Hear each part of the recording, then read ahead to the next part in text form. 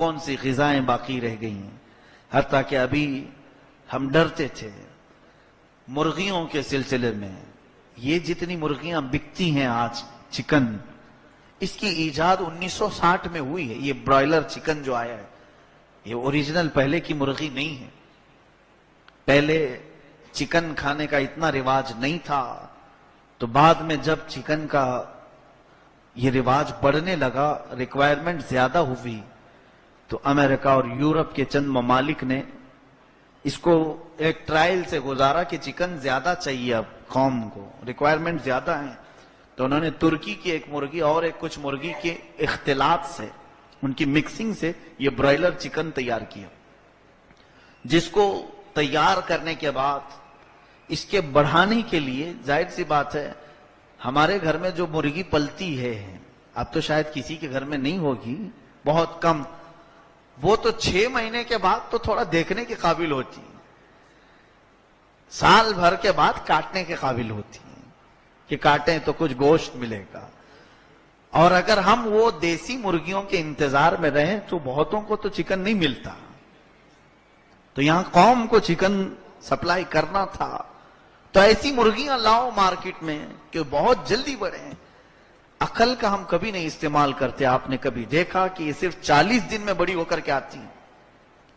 یہ جو مرغی ہماری مارکیٹ میں پہنچتی ہے، یہ انڈے سے نکل کر مارکیٹ میں پہنچنے تک صرف 40 دن کی ہوتی ہے. اور اتنی بڑی نیچرل، کیا یہ چیز ممکن ہو سکتی ہے؟ پاسبل ہے یہ؟ اس کو کیا کیا کر کے بڑھا کیا جاتا ہے. ہمارے ایک ساتھی ہیں، وہ بڑے ریسرچ اسکالر ہیں، بہت اچھے.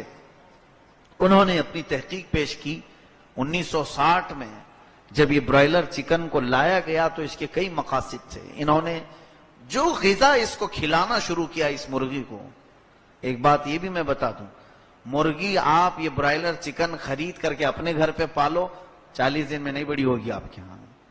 اس کے پالنے، اس کی فارمنگ ہوتی ہے، پورے طریقے ہیں. اس کا جو فوڈ ہے، اس کا جو کھانا ہے، وہی آپ کو کھلانا پڑے گا. اس کو جتنی ریکوائرمنٹ ہے اتنے انجیکشن دینے پڑیں گے. وہ ساری فارمنگ سکھائے جاتے ہیں، مرغی فارم والے جانتے ہیں. اس کو جو غذا دی جانے لگی، وہ کون سی غذا ہے میں آپ کو بتاؤں. یہ جو چکن ہم نے خود کم کر دیا، ہو سکے تو آپ بھی کم کر دیں، اس کا کچھ نعم البدل اختیار کر لو. مجھے اختیار نہیں آپ کے کھانے پینے پر میں روک لگاؤں، لیکن مشورہ ضرور دے سکتا ہوں.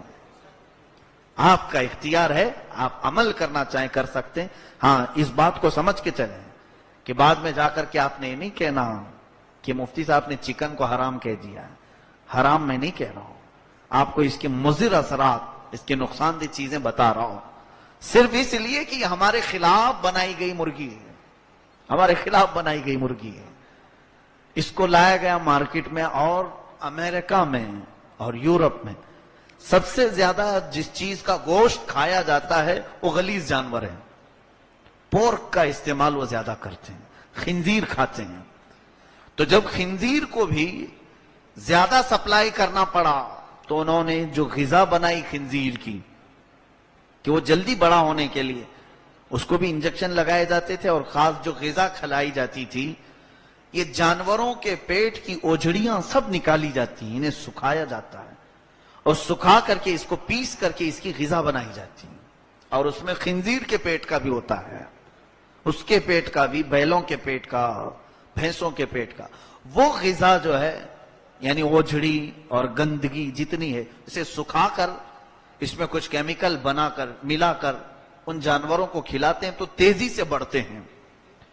وہ خنزیروں پر جو انہوں نے ٹرائل کیا تھا، وہی غذا اس برائلر چکن کو بھی کھلائی جانے لگی. سیم وہی غذا، وہی فوڈ جو خنزیر کو کھلا کر فارمنگ کی جاتی. یہ آتھینٹک چیز میں بتا رہا ہوں آپ. یہ جو برائلر چکن کا فیڈ یا اس کا کھانا ہے، یہ سب پورا جو ہے وہی بنا کر کے وہ جڑیوں کو سکھا کر انہیں کھلایا جاتا ہے. یہ کھلائیں گے تبھی بڑی ہوں گی. اچھا چلیے، وہ کھا کر کے کچھ بھی کھا کر کے بڑی ہو، ہمیں اس سے مطلب نہیں. ہماری دیسی مرغیاں تو کیچڑ بھی کھا لیتی ہیں، کچھ بھی. کوئی اگر مجھ سے یہ کہے، مجھے اس کے کھانے پر اعتراض نہیں، لیکن جب اس کے اثرات جسم پر کیا پڑتے ہیں یہ دیکھا گیا. میں میرے ساتھی کے بارے میں جو بتا رہا ہوں، انہوں نے اپنی تحقیق پیش کی کہ اس مرغی کے جو اثرات ہیں، جسمانی صحت تو خراب کرنی ہی کرنی ہے اس کو. جسم، بہت سارے لوگوں کو جسم پہ آ رہا ہے، ان کے لیے یہ بات ہے کہ ہارٹ، بلڈ پریشر، یہ تمام بیماریاں چکن سے سب سے زیادہ آ سکتی ہیں. یہ برائلر چکن جو 40 دن میں ہمارے گھر میں آئی ہے، اس سے بیماریاں تو ہے ہی ہیں، لیکن جو مجھے لگی بات، ایسی بیماریاں جب پہلی مرتبہ انہوں نے مجھ سے یہ کہا کہ حضرت یہ بہت بیماریاں ہیں، کہا ہم کون سی صحت مند غذا کھا رہے ہیں، ہمارا چاول بھی پاک نہیں آتا، سب بیماریاں کھا رہے ہیں تو یہ ایک بیماری کھا لیں گے کیا ہے؟ کہا نہیں.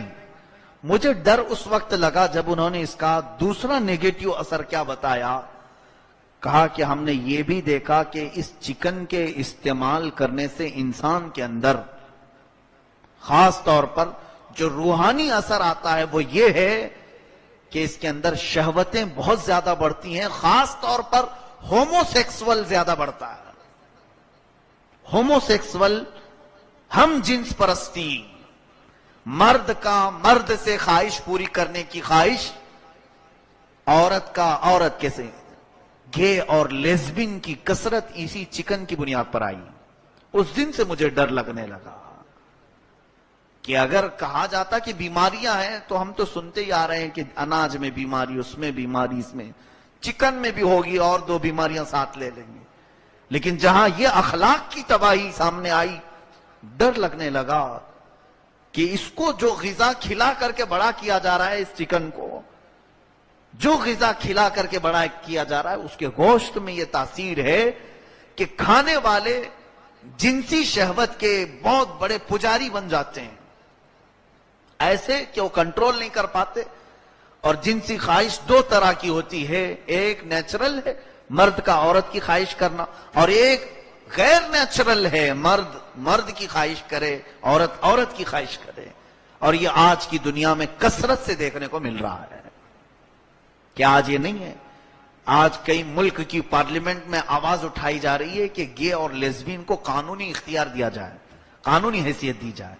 اور ہالینڈ ایک ایسا ملک ہے جہاں اگر لڑکا لڑکے سے شادی کرے تو وہ سٹیزن شپ دے دیتے ہیں، ویزا ایشو کرتے ہیں. ان کو چاہیے یہ سارے خسرے وہاں جا کر کے جمع ہو جائیں.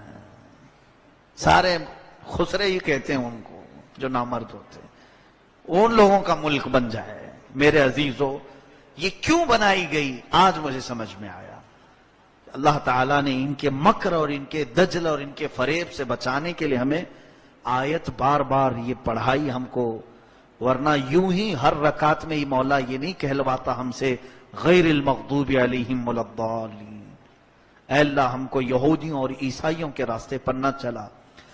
حضرت ابو منصور عبد القاہر بغدادی رضی اللہ تعالیٰ عنہ ایک بزرگ گزرے ہیں، بہت پائے کے بزرگ، غوث پاک رضی اللہ تعالیٰ عنہ کے زمانے کے بزرگ، شیخ عبد القاہر بغدادی. ان کی لکھی ہوئی کتابیں بھی، انہوں نے بہت ساری پیشین گوئیاں کی ہیں. پیشین گوئیاں مطلب بعد میں آنے والے حالات کو، فیوچرز کے بارے میں جو بتایا جاتا ہے، پریڈیکیشن جس کو کہتے ہیں. تو حضرت عبد القاہر بغدادی رحمت اللہ علیہ نے کچھ پریڈیکیشنز، کچھ ایسی بھی باتیں بتائی ہیں کہ جب 2000ویں سال کی ابتدا ہوگی، یعنی یہی سینچری 2000 سال کی 21ویں صدی شروع ہوگی، یا پھر 19ویں صدی یا 20ویں صدی کا آخری حصہ ہوگا، تو انہوں نے لکھا ہے کتاب میں کہ مسلمانوں میں خنزیر کھانے کا رواج ہو جائے گا. تو شروع میں علماء نے اس کو ریجیکٹ کیا، یہ بات سمجھ میں نہیں آتی، کیوں مسلمان بھلا خنزیر کھائے گا. ابھی پاکستان کے چند علماء نے اس کتاب کو پھر سے دوبارہ سامنے لائے اور کہا کہ حضرت عبد القاہر بغدادی رحمت اللہ علیہ نے جو فرمایا تھا کہ 20ویں صدی کے بعد مسلمانوں میں خنزیر کا رواج آ جائے گا، اگرچہ اوریجنل خنزیر نہیں کھاتے لیکن اس کے پیٹ کی غذا کھا کر بڑی ہوئی چکن جو کھاتے ہیں، شاید اسی کی طرف ان کا اشارہ رہا ہوگا، اسی کی طرف ان کا اشارہ رہا ہوگا. اور ہمارے ایک بزرگ نے بہت پیاری مثال بیان فرمائی، علامہ احمد یار خان نعیمی رحمۃ اللہ علیہ، کہ ان مرغیوں کے کھانے کی وجہ سے جو ہماری آج حالت بنی ہے، کوئی آپ یہ مت سمجھیں کہ پورا میٹر مرغی کے خلاف ہو گیا، کچھ تو بات ہے جو کہہ رہا ہوں، کوئی تو بات ہے۔ مجھے ایسا نہیں ہے کہ میں چکن نہیں کھاتا، میں بھی کھاتا ہوں، اللہ مجھے بھی عمل کی توفیق عطا کرے، آپ کو بھی، جتنا ہو سکے ہم چھوڑ سکیں، جتنا ہو سکے اوائڈ کریں۔ یہ نہیں ہے کہ ایک ساتھ ہم اپنے معاشرے سے نکال دیں، ایسا مشکل ہے، لیکن جب اس کے مضر اثرات ہمارے سامنے آئے، دیکھیے آپ کو ڈاکٹر، اچھا والا جو ڈاکٹر ہے وہ پہلے یہ بتائے گا کوشش کرو کہ دوائی استعمال نہ ہو، پرہیز ہی پہ رہو، ہوتا ہے یا نہیں؟ زیادہ سے زیادہ کوشش یہ کرو کہ پرہیز کرو، دوائی استعمال کرنے سے بہتر ہے۔ یہی بات میں بھی کہہ رہا ہوں، آپ سے یہی میں گزارش کر رہا ہوں کہ وہ وقت نہ آنے پائے کہ اس کی خراب اثرات ہمارے جسموں پر آئے۔ علامہ احمد یار خان نعیمی رحمۃ اللہ علیہ نے بڑی پیاری بات فرمائی جو لگتی ہوئی ہے، ان دیسی مرغیوں میں اور یہ فارم مرغیوں میں بڑا فرق ہے۔ ان کی عادتیں کھانے کی وجہ سے ہمارے اندر آئی بھی ویسی ہیں۔ اس کی بری عادتیں میں بتاؤں، یہ برائلر چکن کی بہت بری عادت، دیسی مرغی میں ایسی نہیں ہوتی ہے لیکن اس کے اندر بہت بری عادت۔ پہلی عادت تو یہ ہے کہ یہ کبھی بھی اپنا ڈیفنس کرتی نہیں ہے، اس کو آسانی سے کوئی بھی پکڑ سکتا ہے، ہوتا ہے نہیں؟ اور دیسی مرغی دوڑا دوڑا کے تھکا دے گی آپ کو، نہیں ملتی، ہاتھ میں آتی نہیں ہے۔ اور یہ جو فارم مرغی ہے تھوڑی دیر کک کک کک کرے اور اس ہاتھ میں آ جائے، یہ زیادہ اپنا ڈیفنس نہیں کرتی۔ ایک اس کی بری عادت یہ ہے، کوئی پکڑے پہلے اپنا بھی ڈیفنس نہیں کرتی اور دوسری مرغی کو کوئی پکڑ رہا ہے تو اسے بھی کچھ نہیں کرتی، کچھ نہیں کرتی۔ دیسی مرغی میں یہ ہے کہ اس کے بچوں کو پکڑنے جاؤ تو ٹھونک مارے گی، وہ بچاتی ہے اپنے بچوں کو۔ اس کی بری عادتوں میں یہ بڑے بزرگ نے لکھا ہے، کیوں؟ اس لیے کہ جو جس چیز کو زیادہ کھاتا ہے اس کی عادتیں اس کے اندر آتی ہیں، اس کے اندر آتی ہیں۔ ہاں، اسی لیے آپ دیکھیں یہ یورپ والے، امریکہ والے خنزیر زیادہ کھاتے ہیں، اور خنزیر غلیظ ہوتا ہے، یہ غلیظ کام زیادہ کرتے ہیں، شہوت ان کے اندر زیادہ ہے، ہر طرح کی گندگی کر جاتے ہیں، بے حیا ہیں۔ اس کی وجہ یہ ہے کہ خنزیر سب سے زیادہ بے حیا جانور ہے، اس کے اثرات ان کے اندر ہیں۔ جو قوم جس چیز کو کھاتی ہے اس کا زیادہ اثر اس کے اندر آتا ہے۔ اور اس مرغی کی ایک بری عادت اور یہ بھی ہے کہ دکان مالک یا قصاب مرغی کو پکڑتا ہے، اس کے سامنے کاٹتا ہے، اور یہ کھانے میں مصروف رہتی ہے، یہ اپنے چاول دانے کھا رہی ہے، اس کے سامنے ہی دوسری مرغی کٹتی ہے، اپنی باری کا انتظار کرتی ہے، اور کیا ہے، تھوڑی دیر میں پنجرے میں ہاتھ ڈال۔ بہت ساری دکانوں پہ تو میں نے دیکھا پنجرے میں بھی نہیں رکھتے، وہ نیچے ہی چھوڑ دیتے ہیں، کہاں بھاگے گی، کہیں نہیں جاتی، وہ سامنے کٹتے ہوئے دیکھتی ہے، وہ کبھی نہیں کچھ کرتی۔ اس مفسر شہیر نے بہت اچھی بات کہی کہ اے مسلمانوں، اسی کی عادتیں ہمارے اندر آج آ گئی ہیں۔